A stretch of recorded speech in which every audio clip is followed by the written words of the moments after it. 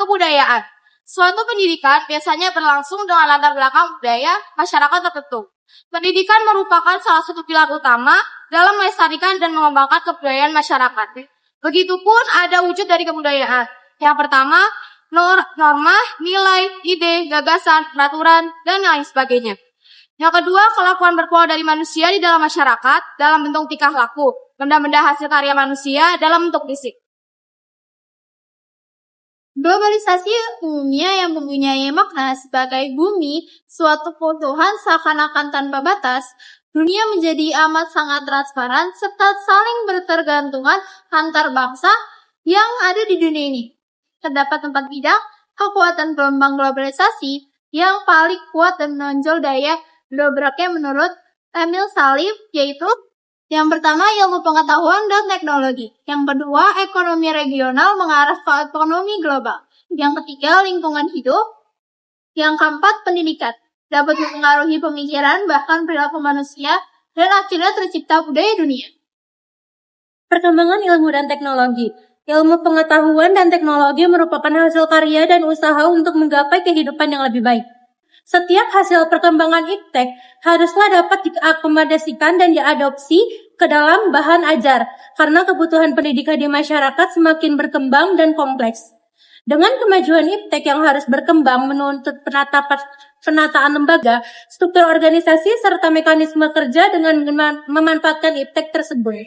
Ciri perkembangan ilmu pengetahuan dan teknologi di akhir abad 20 era globalisasi adalah kemajuan sains dan teknologi bidang informasi, transportasi, telekomunikasi, kedokteran, dan lain sebagainya.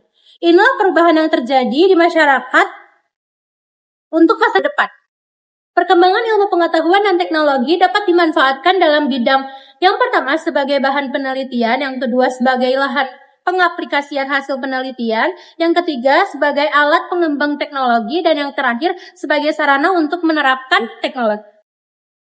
Perkembangan arus informasi komunikasi, salah satu perkembangan iptek yang luar biasa adalah berkaitan dengan informasi dan komunikasi, umumnya seperti komputer, satelit komunikasi, dan sebagainya. Seperti telah dikemukakan bahwa kemajuan itu telah mendorong perubahan masyarakat dari masyarakat industri menjadi masyarakat informasi.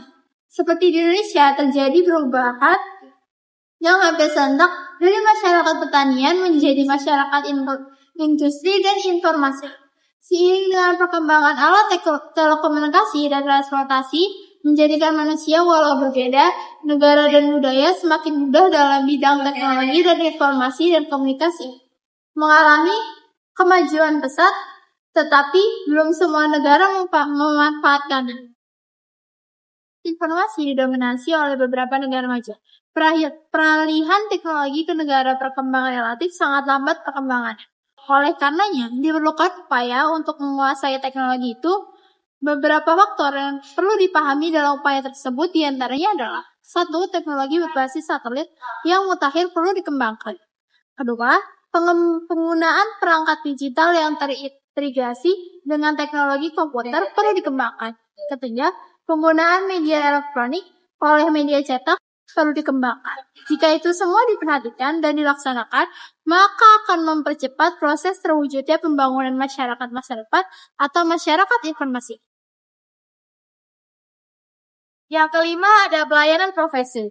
Pekerjaan profesi merupakan pekerjaan yang memerlukan syarat tertentu. Ciri-cirinya, mempunyai keahlian, mempunyai tanggung jawab, mempunyai kesejawatan. Ciri masyarakat di masa yang akan datang ditandai dengan meningkatnya kebutuhan akan pelayanan yang bersifat profesional di berbagai bidang kehidupan. Seiring kemajuan dan perkembangan iptek yang semakin cepat membuat masyarakat masa depan mempunyai wawasan pengetahuan lebih tinggi dan lebih kritis. Generasi masa depan masyarakat dengan ciri globalisasi, adanya kemajuan iptek, dan kesempatan menerima alat informasi yang padat dan cepat, dan sebagainya, telah memerlukan warga yang mau dan mampu menghadapi segala permasalahan serta siap menyesuaikan diri dengan situasi baru tersebut. Pendidikan berkewajiban mempersiapkan generasi baru yang sanggup menghadapi tantangan zaman baru yang akan datang. Generasi modern, bangsa Indonesia harus terus berupaya menjadi profesional sehingga dapat menyesuaikan diri. Supaya manusia dalam menyesuaikan dirinya terhadap perubahan pada masa lampau, masa kini, dan masa yang akan datang merupakan proses menuju modernisasi. Perkembangan masa kini dan masa depan.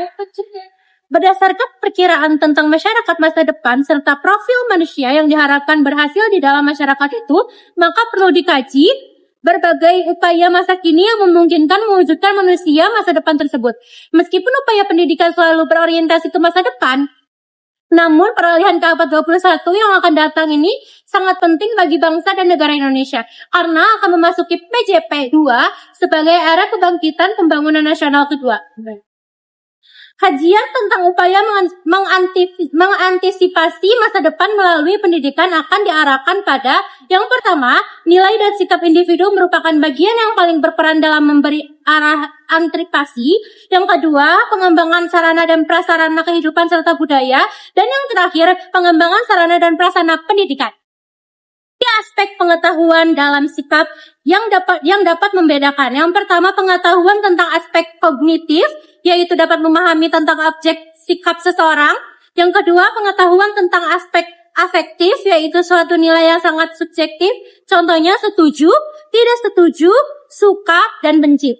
Dan yang terakhir, pengetahuan tentang aspek kognitif yang dapat mendorong ke arah tindakan objektif didasarkan pada